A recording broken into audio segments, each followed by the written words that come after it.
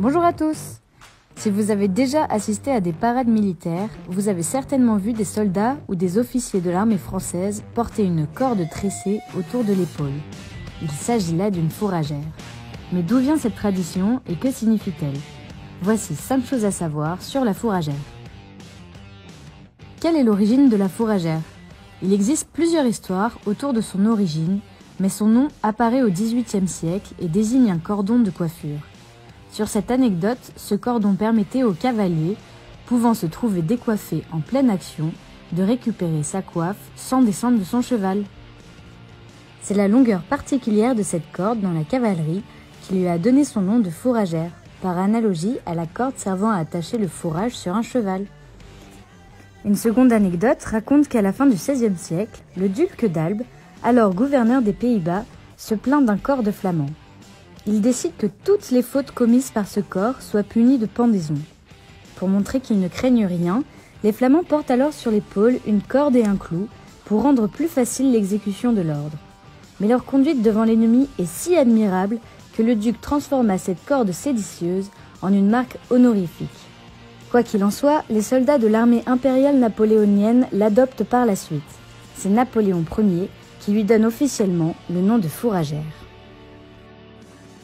Supprimée en 1870, elle réapparaît durant la Grande Guerre. La fourragère est remise aux jeunes recrues lors d'une prise d'armes dite de remise de la fourragère. Le ministre de la Guerre a tout d'abord précisé que son port est une récompense collective destinée à honorer l'unité plus que l'individu. En 1924, André Maginot, ministre de la Guerre, institutionnalise sa remise. Elle sera remise lors de la présentation au drapeau et il sera rappelé la valeur exceptionnelle de cet insigne. La fourragère se présente sous sa forme originelle comme une tresse de coton de 6 mm se terminant par un nœud à 4 tours et un ferret. Le trèfle actuel apparaît à la fin de la Première Guerre mondiale avant de se populariser dans les années 30.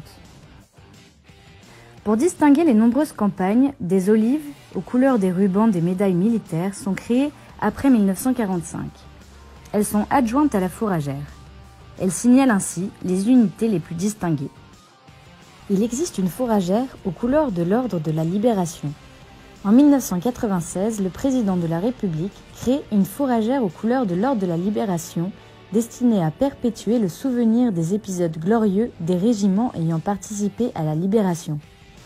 La fourragère se compose d'un cordon rond partiellement natté à 3 brins, terminé par un nœud et un ferret noir pour marquer le deuil de la France, défaite de 1940 et l'occupation, et verte pour symboliser l'espoir.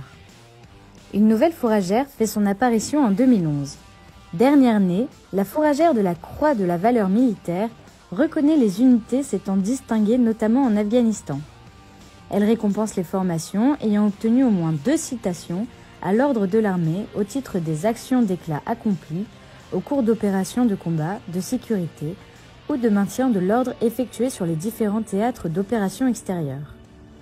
Le 16 avril 2012, le 17e régiment du génie parachutiste de Montauban devient la première unité à être récompensée par ce nouvel insigne. Et voilà, vous en savez maintenant un peu plus sur la fourragère. N'hésitez pas à nous dire en commentaire ce que vous en avez pensé et dites-nous sur quel sujet vous souhaitez en savoir plus la prochaine fois. Et si vous ne voulez rien rater, abonnez-vous à notre chaîne.